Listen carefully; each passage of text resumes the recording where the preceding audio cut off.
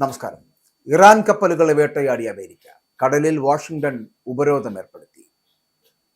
ഇറാന്റെ കടൽ വഴിയുള്ള വ്യാപാരം, ആ കടൽ വഴിയുള്ള വ്യാപാരത്തിന് വാഷിംഗ്ടൺ ഉപരോധം ഏർപ്പെടുത്തിയിരിക്കുന്നു. ഇതിന് പകരമായിട്ട് മിഡിൽ ഈസ്റ്റ് ഗൾഫിന്റെ പ്രവേശന കവാടമായിട്ടുള്ള ഹോർമൂസ് കടലിടുക്കിലൂടെ കപ്പലുകൾ സഞ്ചരിക്കുന്നത് തടയാൻ ഇറാൻ അവയ്ക്ക് നേരെ വെടിയുതിർക്കുന്നു.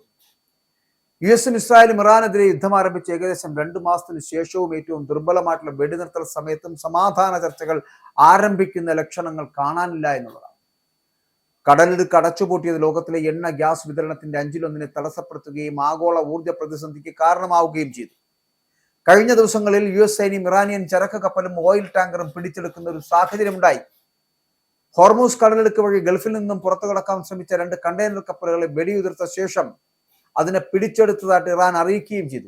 യുദ്ധം തുടങ്ങിയതിനു ശേഷമുള്ള അവരുടെ ആദ്യത്തെ പിടിച്ചെടുക്കൽ. കഴിഞ്ഞ ദിവസങ്ങളിൽ ഇറാൻ പതാകയേന്തിയ 3 എണ്ണ ടാങ്കറുകൾ കൂടി യുഎസ് വഴിതിരിച്ചു വിട്ടതായിട്ട് 2 യുഎസ് ഇന്ത്യൻ ഷിപ്പിംഗ് വൃത്തങ്ങളടക്കം 2 പ്രത്യേക പാശ്ചാത്യ സമുദ്ര സുരക്ഷാ വൃത്തങ്ങളടക്കം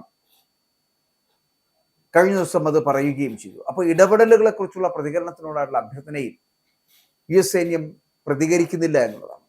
കാരണം ഈ പറഞ്ഞതുപോലെ ഇറാന്റെ ആക്രമണം ഏത് സമയത്തും ഉണ്ടാകുമെന്നുള്ളത് വളരെ കൃത്യമായിട്ട് മനസ്സിലാക്കിയ ഒരു വിഭാഗം എന്ന് പറയപ്പെടുന്ന അമേരിക്കൻ സൈന്യമാണ്. അവർക്ക് വളരെ കൃത്യതയോടുകൂടി മനസ്സിലാകുന്നുണ്ട് ഏത് സമയത്ത് വേണമെങ്കിലും ഇപ്പോൾ ഒളിഞ്ഞും തെളിഞ്ഞും ആക്രമിക്കാതെ നിൽക്കുന്ന ഇറാൻ വളരെ കൃത്യമായിട്ടുള്ള ആക്രമണം പ്ലാൻ ചെയ്യും. ഇറാൻ പതാകയേന്തിയ ഡീപ് സീ സൂപ്പർ ടാങ്കർ ആയിരുന്നു അന്ന് കണ്ടെത്തിയ ഒരെണ്ണം. അപ്പോൾ ഇതിൽ ഭാഗികമായിട്ട് ക്രൂഡ് ഓയിൽ കയറ്റിയിരുന്നു.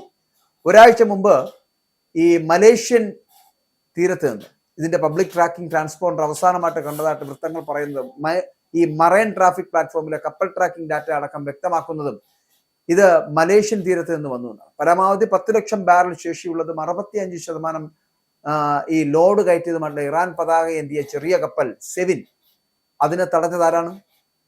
ഇതേ യുഎസ് സേനയല്ലേ. 1 മാസം മുമ്പ് മലേഷ്യൻ തീരത്താണ് ഈ കപ്പൽ അവസാനമായിട്ട് കണ്ടത് എന്ന് കപ്പൽ ട്രാക്കിംഗ് രേഖകൾ വ്യക്തമാക്കുന്നു. ഇറാൻ പതാകയേന്തിയ സൂപ്പർ ടാങ്കർ ഡോറിനയും തടയപ്പെടുന്ന ഒരു സാഹചര്യം ഉണ്ടായല്ലോ. 20 ലക്ഷം ബാരൽ ക്രൂഡ് ഓയിൽ പൂർണ്ണമായിട്ട് നിറച്ച നിലയിലായിരുന്നു ഈ കപ്പൽ 3 ദിവസം മുമ്പ് ദക്ഷിണേന്ത്യൻ തീരത്ത് അവസാനമായി കണ്ടത് എന്നാണ് പറയുന്നത്. അപ്പോൾ ഉപരോധം ലംഘിക്കാൻ ശ്രമിച്ചതിനെ തുടർന്ന് ഡോറീന ഇന്ത്യൻ മഹാസമുദ്രത്തിൽ യുഎസ് നേവി ഡിസ്ട്രോയറിന്റെ അകമ്പടിയിലാണ് എന്ന് യുഎസ് സെൻട്രൽ കമാൻഡ് വ്യക്തമാക്കുന്നുണ്ട്.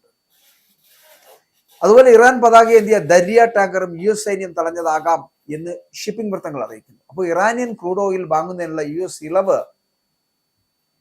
ഈ വരുന്ന ഞായറാഴ്ച അവസാനിക്കുന്നതിന് മുമ്പ് ഈ കപ്പലിന് ഇന്ത്യയിൽ ചരക്കിറക്കാൻ കഴിഞ്ഞിരുന്നില്ല എന്നതാണ്.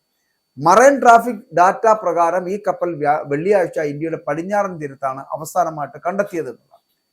ഇറാനിയൻ തുറമുഖങ്ങളിൽ പ്രവേശിക്കുന്നതോ പുറത്തു കടക്കുന്നതോ ആയിട്ടുള്ള കപ്പലുകൾക്കെതിരെയുള്ള ഉപരോധം ആരംഭിച്ചതിന് ശേഷം 29 കപ്പലുകളെ തിരിഞ്ഞു പോകുവാനോ തുറമുഖത്തേക്ക് മടങ്ങാനോ യുഎസ് സൈന്യം നിർദ്ദേശിച്ചതായിട്ട് യുഎസ് സെൻട്രൽ കമാൻഡ് അറിയിക്കുന്നുണ്ട്.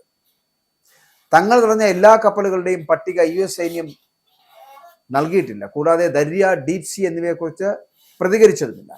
ഓപ്പറേഷൻ സമയത്ത് ഒഴുകി നടക്കുന്ന മൈനുകളുടെ അപകട സാധ്യത ഒഴിവാക്കാൻ ഹോർമൂസ് കടലിടുക്കിന് പുറത്ത് തുറന്ന കടലിൽ ഇറാനിയൻ കപ്പലുകളെ ലക്ഷ്യമിടാനാണ് യുഎസ് സൈന്യം ശ്രമിക്കുന്നത് എന്നാണ് മൂന്നാമതൊരു സമുദ്ര സുരക്ഷാ ഉറവിടം ഇതിനെക്കുറിച്ച് വ്യക്തമാക്കുന്നതാണ്.